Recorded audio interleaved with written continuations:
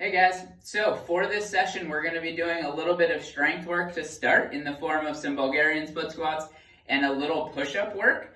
How it's going to work is it's going to be an alternating EMOM. Then what we're going to do is we'll get into a little conditioning. It's going to be a short effort, so because it's going to be short, the intensity is going to be a little bit higher. I'll show a couple different ways you can program that depending on where you are at skill-wise. And then we'll end with a little bit of core work from there as well. So to start, for the strengthy EMOM, what we're gonna do is Bulgarian split squats or regular split squats.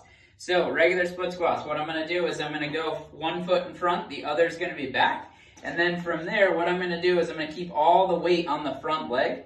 From there, I'm gonna brace my stomach, fill my belly full of air, pack that air into my belly. I'm gonna ease down to a light touch, come right back up. So what I'm going to do in 1 minute is I'm going to go for 8 on each leg. Then I get to rest the remainder of the time. From there, what I'm going to do is I'm going to go into anywhere from 5 to 10 1.5 push-ups. What a 1.5 push-up is I'm going to lower to the bottom.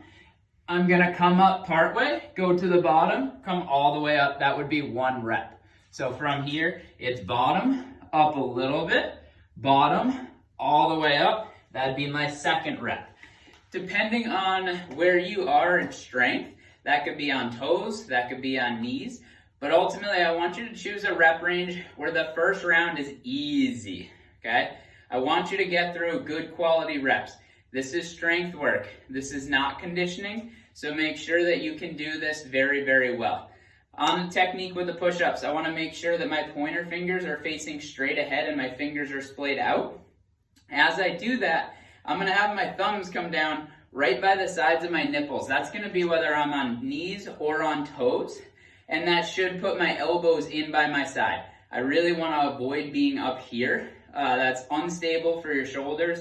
It's not going to carry over really to anything. It may be a little bit easier, but in the long run, you're setting yourself up for some vulnerable shoulders, which we want to avoid.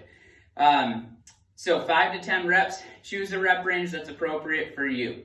What you're going to do is bounce between your split squats and your push-ups. Now, on split squats, I showed the version on the floor.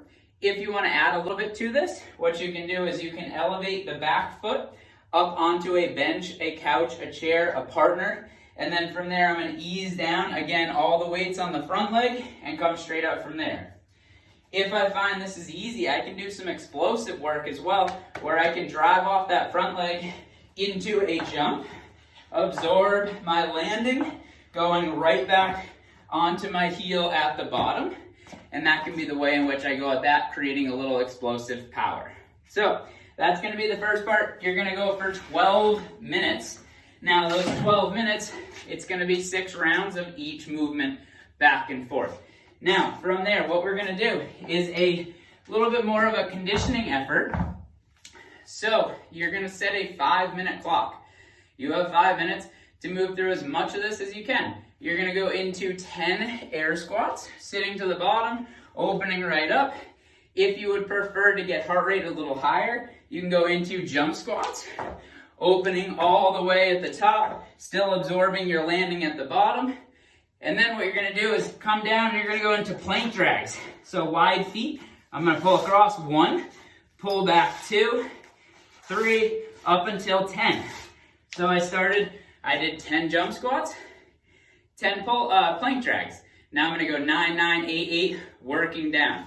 If you finish this and there's still time remaining, start building back up and see what you can get for a score. This is also a fun, short conditioning effort that you can do again to assess your fitness.